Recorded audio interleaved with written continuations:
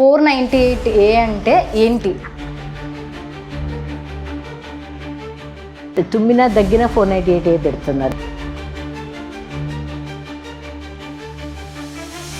FIR అంటే ఏంటంటమ్మా, first information report. Okay, so లాయర్కి అడ్వకేట్కి ఉన్న తేడా ఏంటి madam? Welcome to hello TV. ఈరోజు మనతో పాటు హైకోర్టు అడ్వకేట్ అయిన అలాగే అసిస్టెంట్ ప్రొఫెసర్ ఆఫ్ గేట్స్ కాలేజ్కి సంబంధించి అనురాధ గారు అయితే మనతో పాటు ఉన్నారు. సో వారిని అడిగి మనం లాకి సంబంధించి అలాగే డీవీసీకి సంబంధించి ప్రాబ్లమ్స్ అలాగే ఇష్యూస్ దానికి ఎలాగ సాల్వ్ చేసుకోవాలనేది ఒకసారి అడిగి తెలుసుకుందాం. మేడం నమస్తే. మేడం నమస్తే.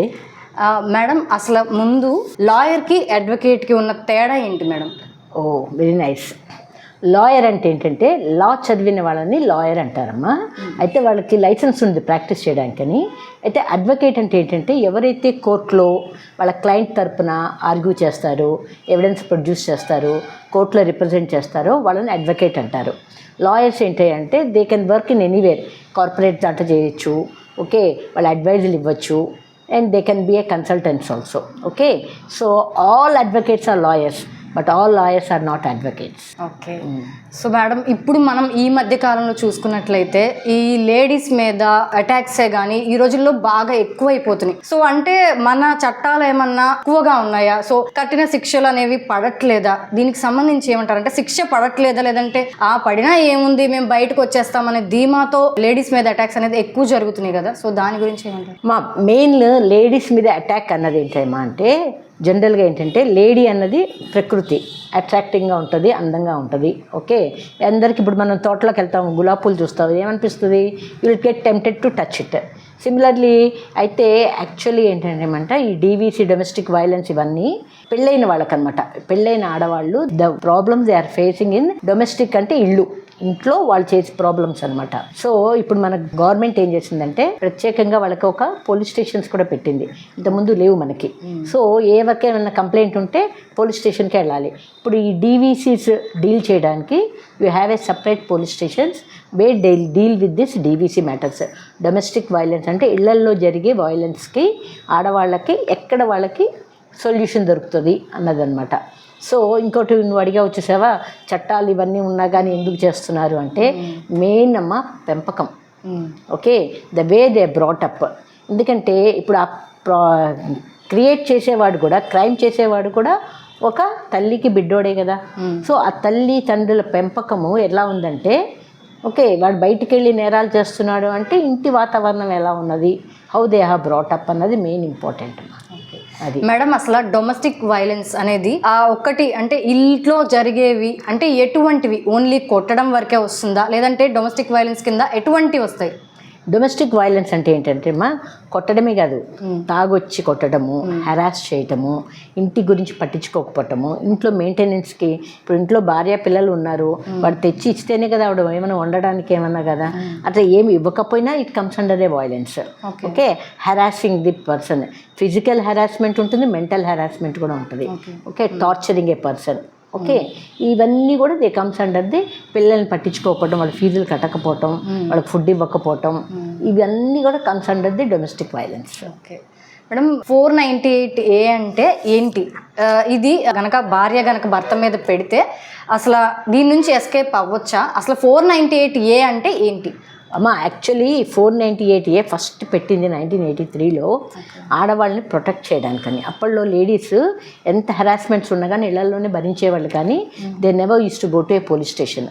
ఓకే, పోలీస్ స్టేషన్కి వెళ్ళాలంటే భయము. ఓకే, ఏం కేసెస్ పెట్టాలి ఏంటి అని ఏం తెలియకుండా అనమాట. అప్పుడు ఏం చేశారంటే ఈ 498A ఎవరైతే నిజంగా బాధపడుతున్నారో, ఎవరైతే నిజంగా కష్టపడుతున్నారో ఆ లేడీని ప్రొటెక్ట్ చేయాలని వచ్చిన చట్టం ఇది. అప్పట్లో స్టార్టింగ్లో 498A అంటే అందరు భయపడేవాళ్ళు. అమ్మో అది ఆ ఫైల్ చేస్తే the person is to go to jail. Okay, అదే గవర్నమెంట్ ఎంప్లాయీ అనుకోమ్మా, జైలుకి వెళ్ళాడంటే వాడు ఉద్యోగం పోతుంది. బట్ వేరే వాడు అనుకో పరువు పోతుంది. సో పిల్లలు రోడ్డున పడిపోతారు అన్న భయంతో ఉండేవాళ్ళు. ఇప్పుడు అది ఎంత కామన్ అయిపోయిందంటే పోలీసులు కూడా పట్టించుకోవట్లేదమ్మా. 498 ఇదివరకు వెయ్యంగానే they use to go for enquiry. నా police also is taking it very easy. అంత కామన్ అయిపోయింది. మొగుడు ఏంటంటే తుమ్మినా దగ్గర 498 పెడుతున్నారు, దాని వాల్యూయే తీసేశారనమాట. సో ఇప్పుడు ఏమిటాయా అంటే పోలీసులు కూడా 498 సర్లే చూసుకుందాంలే రండి అని వాళ్ళు వచ్చిన తర్వాత వాళ్ళని కాంప్రమైజ్ చేయాలని ట్రై చేసి తర్వాత వాళ్ళు ఎప్పుడో దాన్ని ఎఫ్ఐఆర్ ఫైల్ చేసి ఎప్పుడో ఛార్జ్షీట్ ఫైల్ చేసి దాన్ని కోర్టుకు పంపిస్తున్నారు. ఒకటి దాని ఇంపార్టెన్స్ వాల్యూ కూడా పోయిందమ్మా. అయిన దానికి కాని దానికి కూడా పెట్టేస్తున్నారు. యాక్చువల్లీ నిజంగా 498 ఏంటంటే ఎవరైతే నిజంగా గృహహింస చాలా కష్టపడుతోంది, అతనితో ఉండడం కష్టమైపోతుంది, తాగొచ్చి కొట్టటము, తిట్టటము, ఫుడ్ పెట్టకపోవటము, స్టార్వింగ్ ఇవన్నీ ఉండేవన్నమాట. అత్త మామూలు హరాస్ చేయటము, ఆడబడుచులు హరాస్ చేయటము, అమ్మాయికి ఫుడ్ పెట్టకపోవటము, గదిలో పడేయటము, కొట్టటము ఇది ఉండేది. ఇప్పుడు అట్లా కాదు, అయిన దానికి కాని దానికి కూడా పెట్టేస్తున్నారు. దాని ఇంపార్టెన్సే పోయింది. ఓకే మేడం, లీగల్ నోటీస్ అంటే ఏంటి? లీగల్ నోటీస్ అంటే ఏంటంటే సపోజ్ ఏదైనా కంప్లైంట్ ఉంది, ఒక అమ్మాయి వచ్చింది నా దగ్గరికి డైవర్స్ కోసం అనేసి, ఓకే ఆ అమ్మాయి కేసు అంతా వినిన తర్వాత ఓకే డైవర్స్ ఇవ్వాలి, కరెక్టే, అమ్మాయి అక్కడ బతకడం కష్టము అనిపించినప్పుడు అదర్ పార్టీకి నోటీస్ ఇస్తాం అనమాట. ఏంటంటే ఇలా పలానా పంచి నా క్లయింట్ నా దగ్గరికి అప్రోచ్ అయింది, తనకు మిగిలిన ఇలా పెళ్ళయిందంట, ఇలా పిల్లలు పుట్టారంటే ఇట్లా హెరాస్ చేస్తున్నామంట, ఆమె నీతో ఉండలేకపోతుంది కాబట్టి ఆమెకి మెయింటెనెన్స్ ఇవ్వడము, డైవర్స్ ఇవ్వడము ఏదైతే ఉందో ఎదటి పార్టీకి ముందు అవన్నీ మ్యాటర్ పెట్టి నోటీస్ ఇవ్వడం అన్నమాట లీగల్గా. అంటే త్రూ కోర్టు ద్వారా మేము తేల్చుకోవాలనుకుంటున్నాము, దాన్ని లీగల్ నోటీస్ అంటారు. ఎదటి వారికి ఇచ్చేది. మేడం ఇప్పుడు లీగల్ నోటీస్ వచ్చింది, తీసుకోవాలా వద్దా? తీసుకుంటే ఏంటి? తీసుకోకుండా వాళ్ళు గనక మాకొద్దు మేము తీసుకోమని రిటర్న్ మీరే తీసుకెళ్ళిపోండి అని చెప్తే దానికి సంబంధించి ఏంటి? అమ్మా ఒకసారి లీగల్ నోటీస్ వచ్చిన తర్వాత అంటే వాళ్ళు కోర్టుకి వెళ్ళటానికి డిసైడ్ అయిపోయారని అర్థం అనమాట. సో లీగల్ నోటీస్ వస్తే తీసుకోవాలి. తీసుకోకపోయినా ఏమవుతుందంటే ఇప్పుడు కోర్టులో ఆల్రెడీ అది ప్రొడ్యూస్ చేసేస్తారు. వాట్ ఇట్ అంటే కోర్టుకి వెళ్ళే ముందు నీకు నోటీస్ ఇస్తున్నారు, ఇలా మేము కోర్టుకి వెళ్తున్నాము, నువ్వు కోర్టులో వచ్చి సమాధానం చెప్పుకో అనేసి. నువ్వు తీసుకున్నా తీసుకోకపోయినా అది కోర్టులోకి వెళ్ళిపోతుంది మ్యాటర్. సో తీసుకోవడమే best. So that you will be knowing ఎందుకు నా మీద కేసు వేశారు, ఏంటి, దేని గురించి, ఏ కోర్టు కానీ. ఒకసారి లీగల్ నోటీస్ తీసుకోకపోయినా తీసుకున్నా the matter goes to the court. So మళ్ళీ కోర్టు నుంచి కూడా మీకు సమన్స్ వస్తాయి. వాట్ ఇట్ అప్పుడైనా కోర్టుకి రావాల్సిందే. ఓకే మేడం, ఎఫ్ఐఆర్ ఇప్పుడు ఎఫ్ఐఆర్లో కనుక వన్స్ పేరు నమోదైందంటే అతను ఫారెన్ వెళ్ళడానికి కూడా ఛాన్స్ అనేది ఉండదు. అంటే ఎఫ్ఐఆర్ అంటే అంత స్ట్రాంగ్గా వన్స్ పేరు నమోదైతే అతను ఎటువంటి క్వాలిఫికేషన్ కాదు ఇంకా. అది ఎఫ్ఐఆర్ అంటే ఏంటంటే first information report. Okay so ఇప్పుడు నేను ఎవరి వల్ల చాలా బాధపడుతున్నాను, పోలీస్ స్టేషన్కి వెళ్తాను, వెళ్ళి అతని మీద ఎఫ్ఐఆర్ లాడ్జ్ చేస్తాను. అంటే ఎందుకు ఎఫ్ఐఆర్ సపోజ్ అతను ఫారెన్లో ఉన్నవాడు అనుకోండి, అతను ఇండియా నుంచి ఇంకా వెళ్ళటానికి ఉండదు. ఒకవేళ అతను నమోదైపోతే ఇండియాలో ఉంటే అతను పాస్పోర్ట్ సీజ్ చేసేస్తారు. Got it. ఒకవేళ అతను ఆల్రెడీ ఫారెన్లో ఉన్నాడు అనుకోండి, అతన్ని రప్పించాలి. Got it. So first information report ఏంటయ్యా అంటే పోలీస్ స్టేషన్కి వెళ్ళి నువ్వు ఏదైతే కేసు నమోదు చేస్తావో, కంప్లైంట్ ఇస్తావో దాన్ని నమోదు చేసి నంబరింగ్ చేయటం అనమాట. దాన్ని ఫస్ట్ ఇన్ఫర్మేషన్ రిపోర్ట్. ఒకసారి ఎఫ్ఐఆర్ లాడ్జ్ అయ్యి నంబర్ ఇచ్చారు అంటే అది పోలీసు వాళ్ళు సచ్చినట్టు దాని మీద ఛార్జ్షీట్ చేయాల్సిందే. ఓకే నమోదైపోయింది వాళ్ళ రిజిస్టర్లో అంటే దాని మీద వాళ్ళు ఎంక్వైరీ చేయాలి, ఛార్జ్షీట్ ఫైల్ చేయాలి, దాన్ని కోర్టుకు పంపించాలి. దానికి కూడా టైం లిమిట్ ఉంటుంది వాళ్ళకి కూడా. ఇప్పుడు ఎఫ్ఐఆర్ నుంచి పేరు అనేది తీసేయాలి అని అంటే అప్పుడు ఏం చేయాలి? అది ఇంక ఒకసారి నమోదైన తర్వాత పోలీసు వాళ్ళు దాన్ని లోపల క్యాన్సిల్ చేయడానికి లేదు, ఛాన్స్ లేదు. అంటే చాలా మందికి కూడా ఒక క్వశ్చన్ అనేది ఉంటుంది, ఇప్పుడు ఎఫ్ఐఆర్లో మన పేరు అనేది నమోదైపోయింది, సో ఇప్పుడు తీసేయడం ఎలా? వన్స్ అది ఛార్జ్షీట్ కోర్టుకి వెళ్ళాల్సిందే, కోర్టు ద్వారా నువ్వు రిమూవ్ చేసుకోవాల్సిందే, కోర్టులో ఆర్గ్యూ చేసుకొని దాన్ని డిఫెండ్ చేసుకొని నువ్వు తెచ్చుకోవాల్సిందే. కానీ ఒక్కసారి ఎఫ్ఐఆర్ లాడ్జ్ చేయిన తర్వాత పోలీసు వాళ్ళ చేతిలో ఏముండదమ్మా. వాళ్ళు దాన్ని అయితే ఇంకొక ఛాన్స్ ఉంది ఏంటయ్యా అంటే ఎవరైతే కంప్లైంట్ ఇచ్చారో వాళ్ళు విత్డ్రా చేసుకుంటే అది ఇంకా కోర్టు దాకా వెళ్ళదు, పోలీస్ స్టేషన్లో ఇదవుతుంది. ఇప్పుడు నేను నీ మీద కంప్లైంట్ ఇచ్చాను, మళ్ళీ నువ్వు విత్డ్రా చేసుకోవాలి అనుకుంటే కనుక పోలీస్ స్టేషన్లో నేను వెళ్ళి మళ్ళీ నా కంప్లైంట్ని నేను తీసేసుకుంటే ఛార్జ్షీట్ ఫైల్ చేసే లోపల అప్పుడు మీ పేరు రిమూవ్ అవుతుంది. ఒకవేళ ఛార్జ్షీట్ ఫైల్ అయిపోయింది అంటే ఛార్జ్షీట్ ఎప్పుడు ఫైల్ చేస్తారు? నేను ఇచ్చిన ఎఫ్ఐఆర్ మీద వాళ్ళు వచ్చి ఎంక్వైరీ చేస్తారు పోలీసులు. వచ్చి నిజంగా ఉందా ఏంటి అంతా ఎంక్వైరీ చేసి చుట్టుపక్కల వాళ్ళని కూడా అడిగి ఇన్వెస్టిగేషన్ చేసి అప్పుడు ఛార్జ్షీట్ ఫైల్ చేస్తారు. దాంట్లో ఆ ఛార్జ్షీట్ ఫైల్ అయ్యింది అంటే అది కంపల్సరీ కోర్టుకి వెళ్ళాల్సిందే. కోర్టులోనే దాన్ని డిఫెండ్ చేసుకోవాలి. సో మేడం, ఇప్పుడు ఆస్తి పరంగా చూసుకుంటే ఆడవాళ్ళకి కూడా కొత్తగా చట్టాలు వచ్చాయంట కదా, సో అవేంటి మేడం? ఆడవాళ్ళ కొత్త చట్టాలు అంటే ఏంటమ్మా, ఇంతకుముందు హిందూ సక్సెషన్ యాక్ట్ ప్రకారము ఆడవాళ్ళకి ఆస్తుల హక్కు లేదు మనకి. సో మనకేంటంటే పెంచటము, చదివించటము, పెళ్లి చేయటము, కట్నం కింద ఇంత అమౌంట్ ఇచ్చేయటము, పెళ్ళైన తర్వాత 1-2 డెలివరీస్ చేయటం వరకే లేడీ ఒక పుట్టింటి నుంచి వచ్చేది అనమాట. ఇప్పుడు వచ్చిన కొత్త చట్టాల్లో సక్సెషన్ యాక్ట్ ఏం చేసిందంటే ఆడవాళ్ళకు కూడా ఫాదర్ సంపాదించిన ఆస్తిలోనూ హక్కు ఉంది, యాన్సిస్టర్స్ ప్రాపర్టీలో కూడా మనకి హక్కు ఉంది. ఫాదర్ సంపాదించింది అంటే ఎట్లాగంటే జనరలీ సెల్ఫ్ ఎక్వైర్డ్ ప్రాపర్టీ నా ఇష్టం. ఇప్పుడు నేను సంపాదించుకున్నాను అనుకోమా, ఎవరి దగ్గర నుంచి రాలి, నా సెల్ఫ్ ఎక్వైర్డ్ ప్రాపర్టీ నా ఇష్టం, దారిని పోయి దాని కూడా ఇచ్చుకోవచ్చు, ఎవరికైనా ఇచ్చుకోవచ్చు. ఎప్పుడు దాకా నేను బతుకున్నాను రోజులు. సపోజ్ నేను బిల్లునామా రాశాను, బిల్లునామా రాసి చచ్చిపోయాను అనుకున్నామా, అప్పుడు ఆ బిల్లు ప్రకారం వెళ్తుంది నా సెల్ఫ్ ఎక్వైర్డ్ ప్రాపర్టీలో. నా బిల్లులో నా కూతుళ్ళని రాశానా లేదా అన్నది డిపెండ్స్. రాస్తే కూతుళ్ళకి వెళ్తుంది, రాయలేదు కొడుక్కే రాశాను. బిల్లునామా రాస్తే కూతుళ్ళకి రాదు సెల్ఫ్ ఎక్వైర్డ్ ప్రాపర్టీ. బిల్లునామా రాయకుండా నేను చచ్చిపోయాను అనుకో, అప్పుడు కూతుళ్ళకు కూడా సమానంగా కొడుకులతో పాటు భార్యతో పాటు హక్కు వస్తుంది. ఓకే, ఇది ఇది ఇంతకుముందు లేదు మనకి లేడీస్కి. రెండోది యాన్సిస్టర్స్ ప్రాపర్టీ. యాన్సిస్టర్స్ ప్రాపర్టీ అంటే ఏంటంటే తాత ముత్తాతల నుంచి వచ్చేదన్నమాట. యాక్చువల్లీ మన హిందూ సక్సెషన్ యాక్ట్ ప్రకారం ఆడవాళ్ళకి యాన్సిస్టర్స్ ప్రాపర్టీలో హక్కు లేదు. మగపిల్లడు, మనవడు, మునుమనవడు అట్లా వెళ్తేదే తప్ప ఆడవాళ్ళకి లేదు. కానీ ఇప్పుడు కొత్తగా సుప్రీంకోర్టు ఇచ్చిన జడ్జిమెంట్ ప్రకారము ఆడపిల్లలకు కూడా యాన్సిస్టర్స్ ప్రాపర్టీలో హక్కు ఉన్నది. అంటే తాత ముత్తాతల ప్రాపర్టీలో మనవడికి ఎలా వస్తుందో ఆడపిల్ల మనవరాలకు కూడా సేమ్ వస్తుంది అనమాట. సో అది కొత్త చట్టాలు వచ్చినాయన్నమాట. Where a lady can claim property from ancestors property. అయితే సెల్ఫ్ ఎక్వైర్డ్ ప్రాపర్టీ ఫాదర్ది ఉంటుంది చూసారా, బిల్లునామా రాయకపోతేనే వస్తుంది. బిల్లునామా రాసి బిల్లులో ఆయన ఏం మెన్షన్ చేశాడు, కూతురు ఉందా లేదా అనేది తెలియదు. ఉంటే కూతురికి వస్తుంది, లేదంటే లేదు. బిల్లునామా రాయకుండా చచ్చిపోయాడు, అప్పుడు కూతురు కూడా కోర్టుకు వెళ్ళచ్చు. ఇప్పుడు కొత్తగా వచ్చినాయి, నా క్లయింట్లు వచ్చారు, ఎప్పుడో 30-40 ఏళ్ల కేసులు పాపం కొడుకులకి వచ్చేసింది. ఇప్పుడు కూతుర్లు కొత్త చట్టం వచ్చింది కదా, వాళ్ళు కోర్టులో కేసు వేశారు. అంటే ప్రీవియస్గా జరిగినవి కూడా ఇప్పుడు వేసుకోవచ్చా? ఎందుకంటే బిల్లునామా లేకుండా చచ్చిపోయాడు కదా.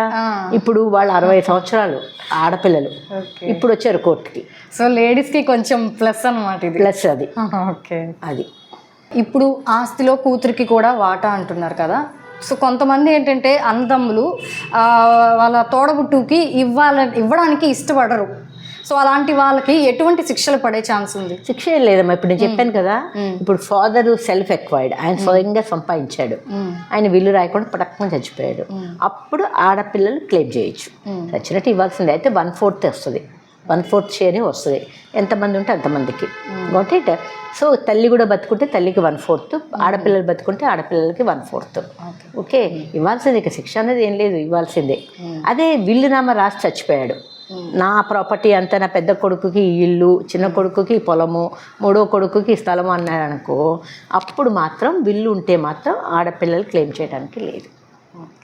ఇంకొక మాట చెప్తా, ఈ కొత్త చట్టాల ప్రకారము ఆడపిల్లలకి హక్కు అన్నాం కదా, అందుకని ఇప్పుడు ప్రజెంట్ జనరేషన్ ఏంటంటే విల్లు రాసేటప్పుడే ఆడపిల్ల ఉంటే ఆడపిల్లకు కూడా రాయాలి. అది better. Okay. So madam, so మన హిందువుల ప్రకారం అసలు డౌరీ అనేది లేదు కదా మేడం, కానీ ఇంకా డౌరీ ఇస్తున్నారు, అలాగే తీసుకుంటున్నారు. ఇది శిక్ష పడుతుంది అని తెలిసి కూడా డౌరీ వాళ్ళు అడుగుతున్నారు, వీళ్ళు ఇస్తున్నారు. సో ఇది ఆగాలంటే ఏం చేయాలి? అసలు డౌరీ తీసుకున్నారని ఒకవేళ అంటే ప్రూవ్ అయ్యి ఇది ఏదైనా కేసు అవుతుందా? కేసు అయితే ఎటువంటి శిక్ష పడే ఛాన్స్ ఉంది? యాక్చువల్లీ మన హిందూ సక్సెషన్ యాక్ట్లో డౌరీ అనేది లేదమ్మా. స్త్రీధనం అని ఇచ్చేవాళ్ళు. స్త్రీధనం అంటే ఆ కొత్త ఇంటికి వెళ్ళేటప్పుడు ప్రతిదీ, అప్పుడు జాయింట్ ఫ్యామిలీస్ ఉండేవి. ఓకే, హస్బెండ్ సంపాదన కూడా హస్బెండ్ చేతిలో ఉండేది కాదు, వాళ్ళ నాన్నల చేతిలోనే ఉండేది. అప్పుడు ఈ అమ్మాయికి వెళ్ళంగానే ఏమన్నా కావాలి అంటే ఎవరిని అడగాలి? మామగారితో మాట్లాడడానికి ఉండదు, అవునా? మొగుడు దగ్గర డబ్బు ఉండదు. అందుకని అప్పుడు ఏం చేసేవాళ్ళు అంటే స్త్రీధనం అనేసి ఆడపిల్లలకి బంగారం రూపంలో, క్యాష్ రూపంలో, ఎక్కువగా పొలం ఇచ్చేవాళ్ళమ్మ. ఇక్కడ సంవత్సరానికి ఆ పొలం మీద పంట వచ్చేది, పంట ఇంత డబ్బులని ఆవిడ చేతికి వెళ్ళేవన్నమాట. అది ఉండేది స్త్రీధనం అని. దాన్ని ఏం చేశారంటే రాను రాను స్త్రీధనాన్ని డౌరీ కింద మార్చేసి, ఓకే వీళ్ళు డౌరీ అడగడం, అసలు అడిగేవాడు తప్పే, తీసుకునేవాడు తప్పే, అవునా కదా. ఇచ్చేవాడు కూడా తప్పే, ఇచ్చేవాడికి ఉండాలి బుద్ధి ముందు. అడుగుతావాడు, ఇప్పుడు నేను ఉన్నాను, నువ్వు ఏమైనా అడుగుతావు, యాపిల్ అడుగుతావు, బిస్కెట్ అడుగుతావు, ఏదో అడుగుతావు, నాకు ఉండాలి నీకు ఇచ్చేటప్పుడు, నీ హెల్త్కి పర్మిట్ చేస్తుందా లేదా అని. సో మెయిన్ తప్పు ఇచ్చేవాడదమ్మా. అడిగేవాడు ఏదైనా అడుగుతాడు, ఇచ్చేవాడిది తప్పు. ఇవ్వడం మానేస్తే అడిగేవాడు మానేస్తాడు కదా, అవునా కదా. అసలు డౌరీ అన్నదే లేదు, అది పనిష్మెంటే. కాబట్టి స్త్రీధనం అని ఇచ్చేవాళ్ళు. ఓకే, ఎందుకంటే వెళ్ళంగానే ఎవరిని అడగాలి ఏంటి, తనకి ఏమైనా నీడ్స్ ఉండొచ్చు, ఏమైనా కొనుక్కోవాలని. ఇప్పుడు సింపుల్ ఎగ్జాంపుల్ చెప్తాను. ఒక ఆడపిల్ల పెళ్ళయ్యి ఒక ఇంటికి వెళ్ళింది అనుకోండి, నెలసరి పీరియడ్స్ వస్తాయి. ఆ ప్యాడ్స్ అన్నది కొనుక్కోవాలి అంటే అవేమో తక్కువలో ఉండవు, 100 అబోవ్నే ఉంటాయి, అవునా కదా. అది ఎవరిని అడగాలి, హస్బెండ్ అన్నవాడు గుర్తుపెట్టుకొని వాడు ఇవ్వాలి మంత్లీ ఇంత అని ఆడపిల్లకి, అవునా కదా. ఆమెకు 500 1000 రూపాయలు నెలకు అన్ని ఇస్తే తన నీడ్స్, మెయిన్ ఈ పీరియడ్స్ నీడ్స్ అనేది తీరుతాయమ్మా. తర్వాత తను రబ్బర్ బ్యాండ్ కొనుక్కుంటుందా, బొట్లు కొనుక్కుంటుందా, లిప్స్టిక్ కొనుక్కుంటుందా అని సెకండరీ అది. ఓకే మేడం, భార్య భర్త ఎంతకాలం, ఎన్ని ఇయర్స్ సపరేట్గా ఉంటే వాళ్ళకి డివోర్స్ అనేవి శాంక్షన్ అవుతాయి? అంటే యాక్చువల్లీ అమ్మా, ఇప్పుడు నాకు వచ్చే కేసెస్ అన్ని డైవర్స్ మ్యాటర్స్ ఏరా. ఎంత డైవర్స్ ఎంత ఫాస్ట్గా వస్తున్నాయంటే, పెళ్లి ఆల్బమ్ కూడా రాదు ఇంటికి, వీళ్ళు డైవర్స్కి వెళ్ళిపోతున్నారు. ఓకే, అంటే ఇంతకు ముందు ఉండేది కదా మేడం, కనీసం సంవత్సరం అయినా సరే వీళ్ళు కలిసి ఉండాలి అనేది ఉండేది కదా, మరి అంటే ఇప్పుడు అది వర్తిస్తుంది ఉన్నది. Minimum they have to stay together, అప్పుడు కానీ డైవర్స్ కోసం. ఇప్పుడు ఏంటయ్యా అంటే 6 months పెళ్ళి అయ్యి 16వ రోజు పండగ కూడా అవ్వదమ్మా, మాకు ఇతను వద్దు అని పెద్దల్లో కౌన్సిలింగ్ పెడతారు, పెద్దల దగ్గర చర్చలు స్టార్ట్ అయిపోతాయి. ఇవంతా ప్రాసెస్ అయిన తర్వాత అడ్వకేట్ దగ్గరికి వస్తారు. ఓకే, ఈ అడ్వకేట్ కంటే ముందు 498 వెళ్ళిపోతారు. అది చాలా తప్పమ్మా. 498 అన్నది నిజంగా బాధపడేవాళ్ళు, నిజంగా హింసించే వాళ్ళకి అది. కానీ అసలు నీకు పెళ్ళైన కొత్తల్లో ఏం తెలుసని నువ్వు 498 వేసేస్తావు అతని మీద. ఒకళ్ళు ఇప్పుడు ఒక చోట నుంచి తీసుకొచ్చి ఒక చోట పెట్టడానికే టైం పడుతుంది నీకు. అది ఆ క్లైమేట్కి అడ్జస్ట్ అవ్వాలి, ఆ వాటర్కి అడ్జస్ట్ అవ్వాలి, అప్పుడు it starts blousing. Is it not? ఇక్కడ అసలు ఏమీ లేకుండా నువ్వు వచ్చేసేసి 498 వేసేస్తాను అంటే నీకు అతని గురించి ఏం తెలుసని, ఏముందని, అది చాలా, అందుకని అది చాలా లోకువ అయిపోయింది ఆ 498. ఇంకొకటి, మినిమం 1-2 years కలిసి ఉంటే తప్ప నువ్వు డైవర్స్కి వెళ్ళడానికి లేదు. అసలు ఇంకా ఏంటి నీకు తెలియాలనేసి అది రెండోది. మూడోది ఏంటంటే అమ్మా, కొంతమంది పెళ్లి చేసుకుంటారు, కలిసి ఉంటారు, తర్వాత పిల్లలు పుడతారు, విడిపోతారు. విడిపోయేటప్పుడు ఎలా వెళ్ళిపోతారు అంతే, ఏముండదు, ఏ పోలీస్ కంప్లైంట్ ఉండదు, ఒక డైవర్స్ ఉండదు, ఏముండదు. ఒక మనిషి 7 years కనుక తెలియకపోతే, ఆ మనిషి గురించి ఉన్నాడా లేదో, కమ్యూనికేషను, ఫొటోస్, ఫోను ఏమీ లేకపోతే, మన హిందూ లా ప్రకారము ఒక 7 years ఏ మనిషి అయినా కాంటాక్ట్లో లేకపోతే చచ్చిపోయిన మనిషితో సమానం. ఓకే, చచ్చిపోయారు కింద వచ్చేస్తుంది. 7 years కనుక ఆ మనిషి ఊచికి తెలియకపోతే, అసలు ఉన్నాడో లేడో, కమ్యూనికేషన్ లేదు, ఫోన్ లేదు, మెసేజ్ లేదు, ఎవడైనా వచ్చి పలానా చోట చూసామని కూడా చెప్పలేదు ఈ మనిషి, అట్లా ఉంటే లా ప్రకారం ఏంటంటే 7 years మనిషి గురించి ఏమీ తెలియకపోతే ఆ మనిషి ఒకవేళ 7 years తర్వాత మనిషి వచ్చాడు అంటే అమ్మా, అప్పుడు మన సిస్టమ్ ప్రకారం ఏంటంటే గుళ్ళో కలవాలి అంటారు, వచ్చి ఇంటికి రాకూడదు, రోడ్డు మీద కలవకూడదు. అంటే మన పాత సిస్టమ్ ప్రకారం they should meet in a temple. This is what happens. So 7 years అనేది వాళ్ళు అంటే ఎలా ప్రూవ్ చేసుకుంటారు? ఇప్పుడు వీళ్ళు కలవలేదు, 7 years కూడా వీళ్ళు సపరేట్గానే ఉన్నారు అనేది ఎలా తెలుస్తుంది? ఇప్పుడు మోడర్న్ టెక్నాలజీ మీకు తెలిసిపోతుంది కదమ్మా, ఫోన్స్ ఉన్నాయి, నీ ఫోన్స్లో మెసేజ్ ఉందా లేదా, 7 years కాల్ ఉందా లేదా, అవునా. నీ ఇంటి చుట్టుపక్కల వాళ్ళు పలానా మనిషిని మేము చూసామని చెప్పారు, నేబర్స్ ఉంటారు, అవునా. ఒకళ్ళు సొంత ఇంట్లో ఉన్నావు ఇంకో ఆ ఇంట్లోనే ఉంటారు, నీకు ఆ నేబర్స్ అన్నారు పర్మనెంట్ అయిపోతారు. ఆ మనిషి నుంచి నీకు ఏమి ఇన్ఫర్మేషన్ లేదు, ఒక లెటర్ లేదు. మోడర్న్ టెక్నాలజీ ఈజీగా తెలిసిపోతుంది. సో అంటే వీళ్ళకి డివోర్స్ త్వరగా వచ్చే ఛాన్స్ ఉంటుందా? అంతే, ఇంకా మనిషి చచ్చిపోయినట్టే. ఓకే, నీకు తొందరగా డైవర్స్ రావాలి అంటే మ్యూచువల్ డైవర్స్ అమ్మా, అదైతే 6 months. అంటే నువ్వు ఫైల్ చేసిన తర్వాత 6 months మీ ఇద్దరు విడిగానే ఉండి 6 months తర్వాత కోర్టు రమ్మంటుంది. కోర్టుకు వచ్చినప్పుడు కోర్టు అడుగుతుంది, 6 months మీ ఇద్దరు కలిసి ఉన్నారా, లేదు విడివిడిగానే ఉన్నాం, ఇప్పుడైనా మీరు కలవాలని ఉందా, ఉంది అంటే కలుపుతుంది, లేదు అంటే కోర్టు కూడా మ్యాక్సిమం కలపాలనే ట్రై చేస్తుంది, కలిసి ఉండడానికి కౌన్సిలింగ్స్ కూడా ఇస్తుంది. ఓకే, లేదు మా వల్ల కాదు మేము ఉండవు అంటే అప్పుడు డైవర్స్. ఓకే.